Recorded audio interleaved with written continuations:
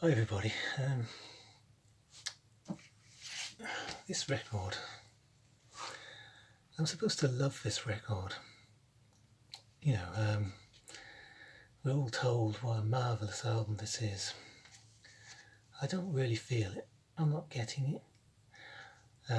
This video is not about taking the mick out of records or anything like that, because I understand that, there's some good songs on here. Although for me, side 2 it's alright, it's interesting, it's listenable, but you can, that same sort of Beatles feel you get in the last 2 or 3 of their records, sort of refrains and melodies that just sound similar. There's some good bits, but to me, it's not all that. And side 1 in particular is patchy. Maxwell's Silver Hammer, Oh Darling, Octopus's Garden. To me, it's not a 5-star record, and yet I'm supposed to love it. I'm supposed to, hold it up there as this amazing example of what the Beatles were capable of. It's almost like a culmination, although other people would say, well, the White Album's their favourite, or Revolver, or whatever. I'm using this as an example.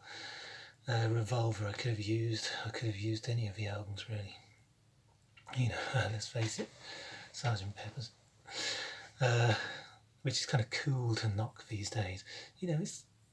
It's got some good stuff on it, obviously. It wouldn't be as popular, but saying that may not necessarily be the case. Here's another record, which, oh god, people say, and every Irishman in the world will say, of course it's an all-time classic, anything by Van Morrison is. But it isn't for me. I cannot get on with this record at all, and I've tried, and people have said to me, yeah, give it as a real classic. I can't stand it. I just cannot stand this record. It's the same with Tim Buckley. There's this sort of sprawling nature to it. I know what it is. It's not the music so much, although I find it a little bit, it's alright, but it just kind of stays the same for ages and ages. It's his voice, and I find his voice, and the fact he doesn't shut up. There's no real choruses as such, and there's every track just sort of starts and kind of goes on the same level, and he just rambles on for every entire track. I don't think there's even a solo on here, an instrumental solo at all. It's just him rambling on. I can't stand it. I've tried. I just cannot stand that record. Anyway, here's another record which I'm supposed to love and hold up in the high esteem.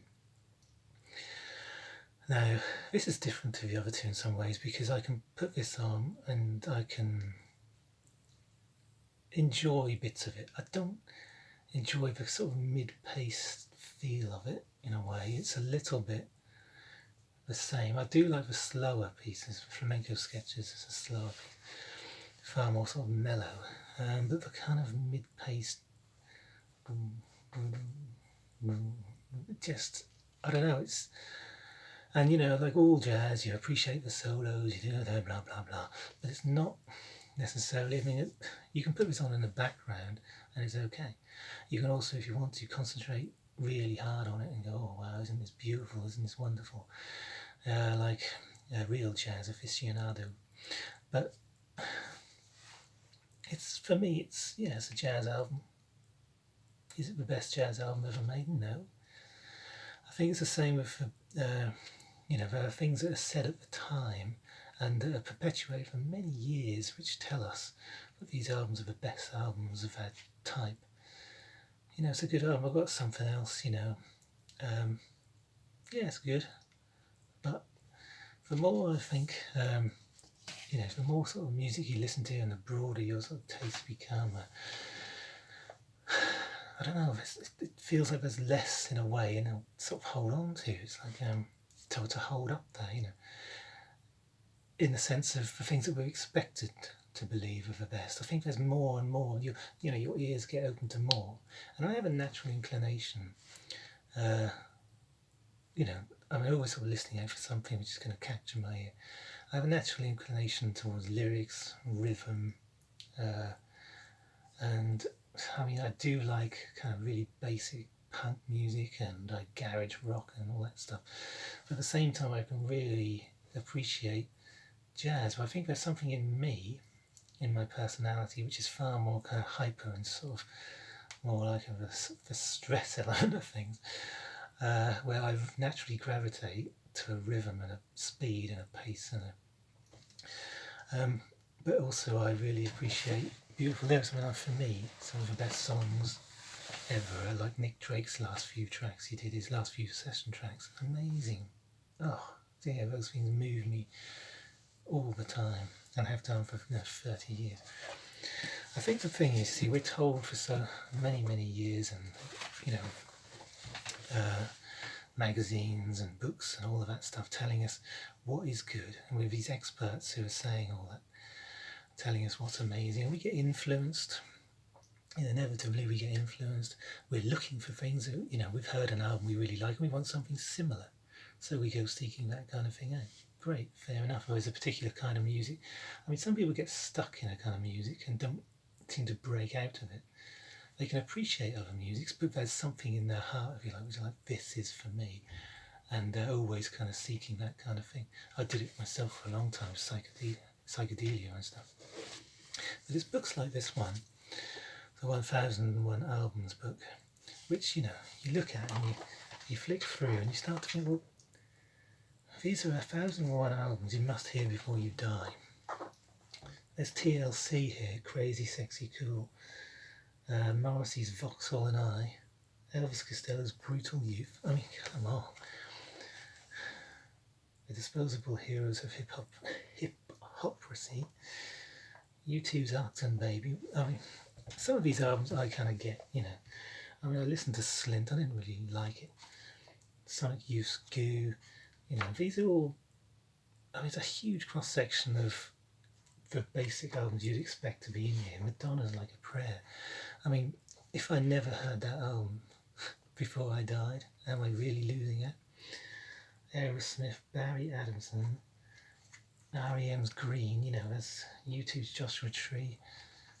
Oh, I get it. I think I can understand that album was seminal in some ways.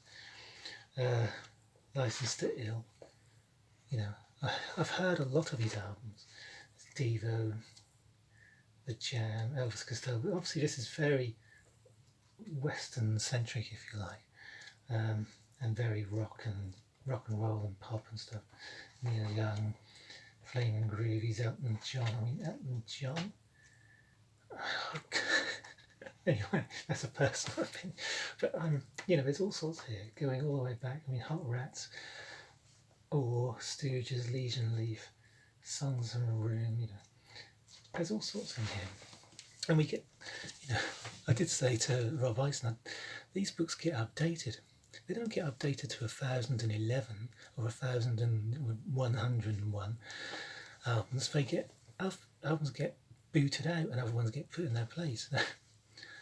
Does that mean if I listened to every one of these out of this edition, I would have wasted my time because that's been better as other ones? Oh my goodness, what happened there? What have I done to myself? I've wasted valuable hours of my life, which I have done, listening to some of this crud in here.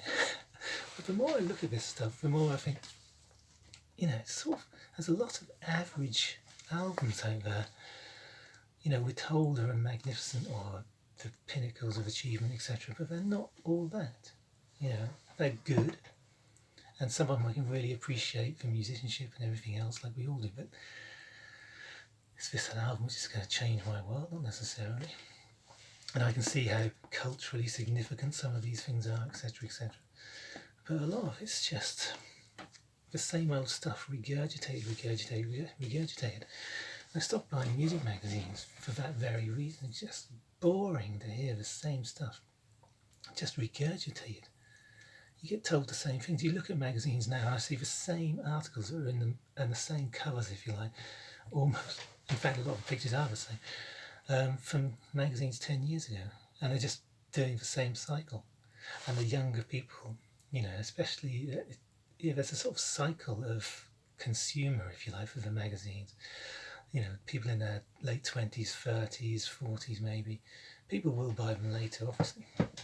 But there's just a regurgitation. It's sort of as a sort of cultural thing where we all sort of go in these sorts of waves.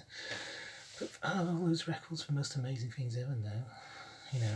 And the thing is, you also get stuff like this book, 1001 classical recordings you must hear before you die. Now, there are so many, you know, versions of Bartok string quartets.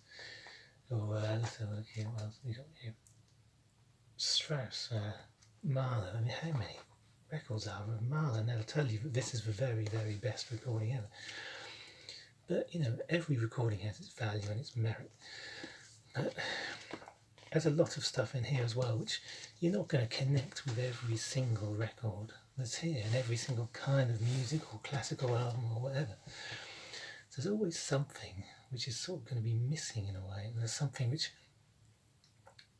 you know, it's going to need that something special, some sort of personal response to you, which is going to go, wow, this is for me.